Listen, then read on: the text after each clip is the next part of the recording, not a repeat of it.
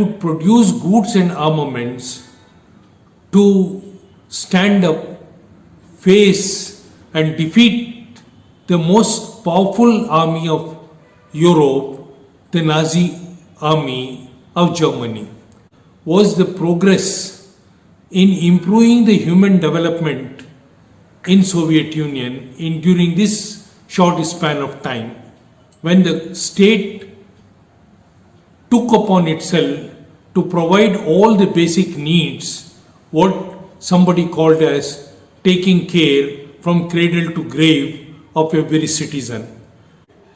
Threat of a communism which was inspiring the working people. Secondly,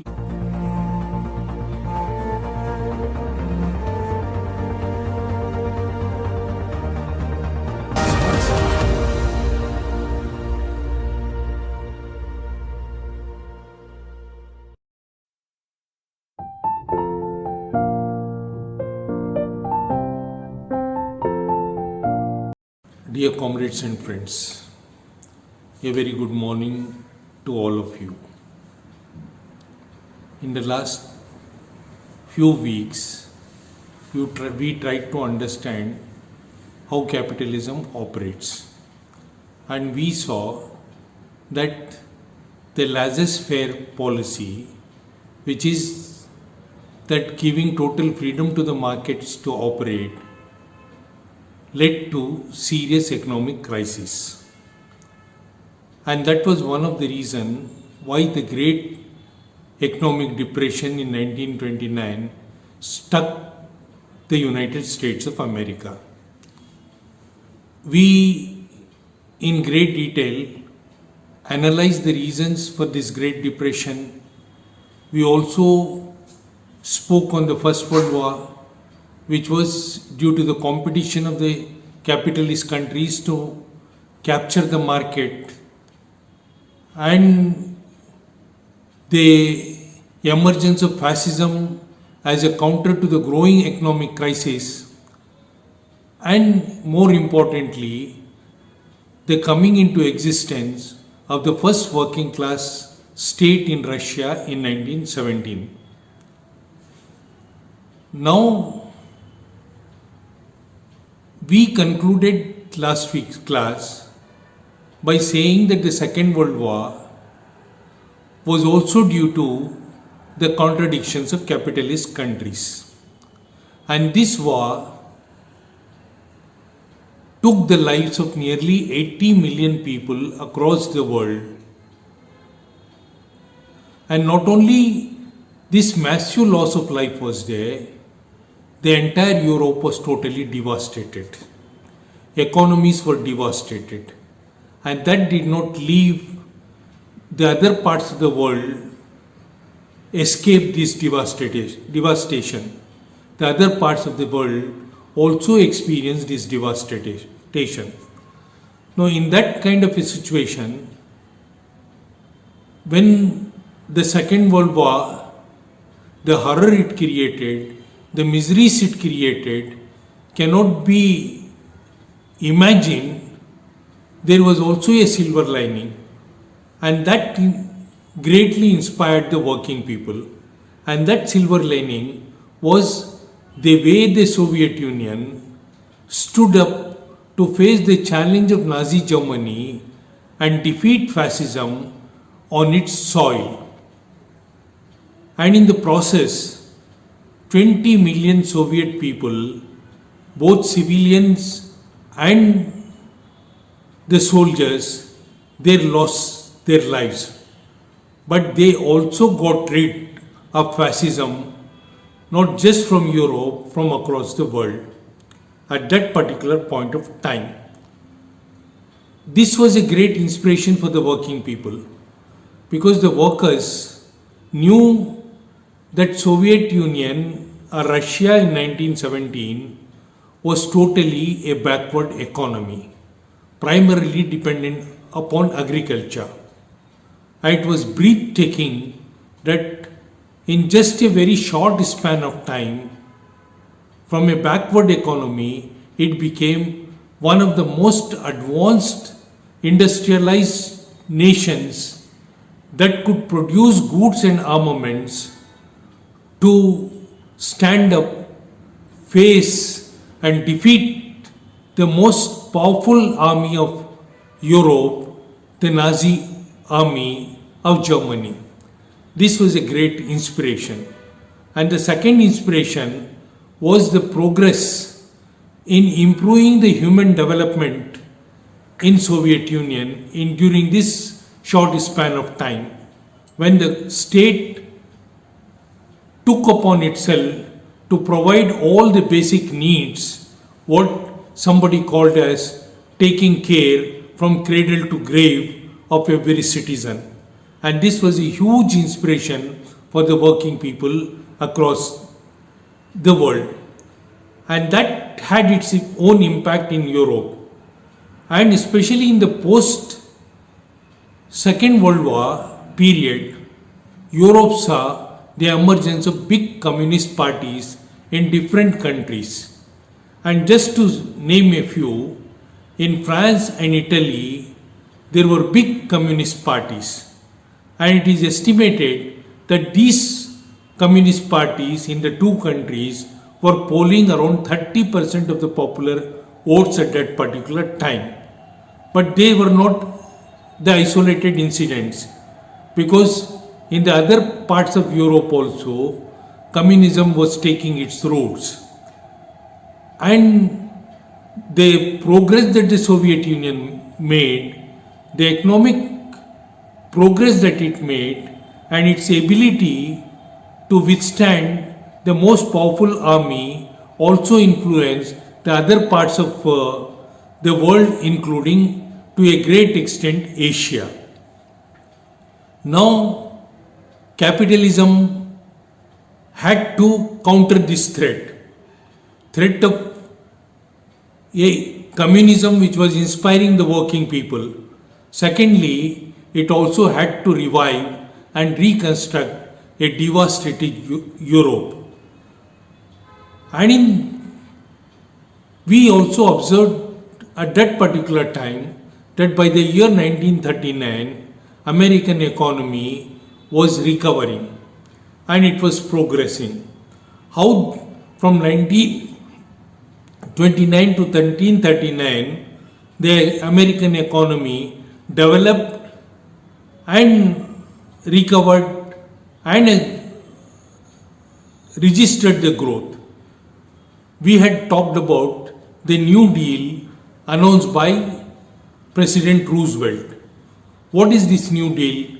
In simple terms, New Deal was a policy framework through which certain social policies, certain welfare schemes could be taken up in the United States to benefit the working people and the most vulnerable sections of the American population. So under this New Deal, the United States said that we can't leave everything to the market forces. The government must intervene, and the government must intervene in terms of housing schemes. It must intervene in terms of education. It must intervene to create a medical insurance or a medical assistance. And this was being done in America. And secondly, Roosevelt also brought a social security policy. And under this social security policy, for the first time in the history of mankind, a unemployment compensation or unemployment insurance scheme was brought about. There was a universalization of the pension scheme. A medical insurance was brought about. And the growth of the American economy on the basis of the government intervention and creating a demand through this process, the growth took place. And we also must know that America initially did not participate in the World War. It was producing the goods and armaments for the war. It was supplying to Europe, and it is also said that it supplied arms to the Nazi Germany too, and that is a matter not for discussion today, but it entered the war only after Japan dropped the bomb on Pearl Harbor. Now, the Second World War was won, the European economy had to be reconstructed, and at this particular time, John Maynard Keynes, an economist of England, he studied how the Great Depression developed. And in his study, he challenged the two basic assumptions of classical economy as propagated by Adam Smith. Number one, the basic feature of classical economy is that market is self-regulating. It will develop its own laws for supply and demand. The government should not intervene in the process. Secondly, the classical economy also said that when the industrialists produce the goods, there will be somebody in the market to purchase those goods. And in the process of the production and the purchase of those goods, automatically a situation will develop where there will be full employment. Both these assumptions of classical economy was contested by Keynes. Keynes said markets cannot regulate themselves. It is the job of the government to regulate the market. And it is the job of the government to discipline the markets. Secondly, he said that the increase in the output, the increase in the production would not automatically lead to the demand.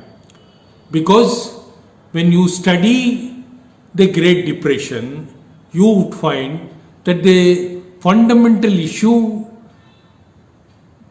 because of which the Great Depression came about was the lack of demand in the economy.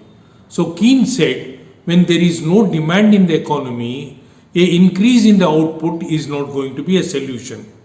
When there is no demand, automatically the industrialists would try to reduce the workforce. The capitalists would also not invest, make the fresh investments in the economy. And that is exactly what is the situation that we are observing in India.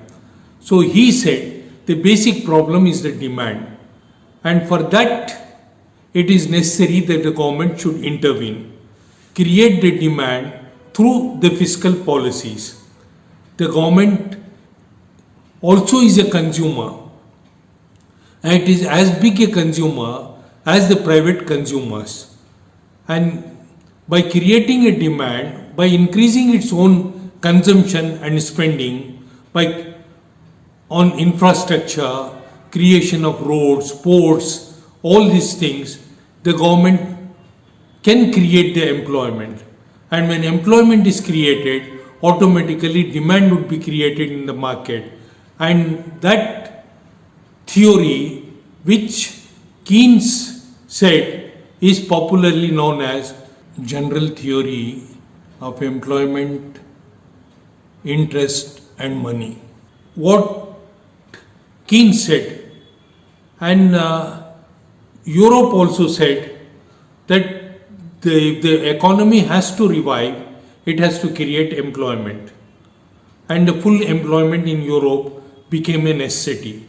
And in the process, to counter this growing influence of Soviet Union, Europe also had to introduce certain social security measure, like giving full employment, bringing about unemployment compensation, bringing about the pension schemes, and introducing the medical insurance.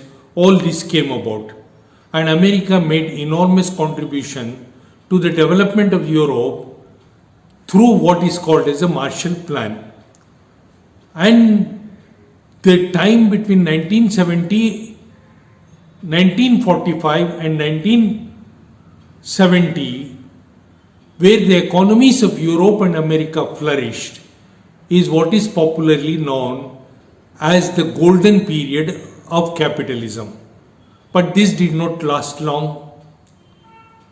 The economy suffered, the crisis in the economy came about, and that was greatly contributed by the first oil shock in 1973, that was followed up with the second oil shock, and exactly at that particular time, a Chicago-based economist, Milton Friedman, he came out with a new theory to counter the Keynesian economics, and that became the dominant economic theory, at least in United States and United Kingdom. This we will study and take a look when we meet next week as to what is the Marshall Plan, how the working class secured certain benefits in Europe and America and across the world, and we also will have a look as to what political gains the working people across the world made when many of the colonies were liberated, and within America itself certain political rights had to be given for the black Americans when in 1960 America accepted the voting rights for the black Americans. All this we'll study next week. So we will meet once again next week at the same time. Thank you.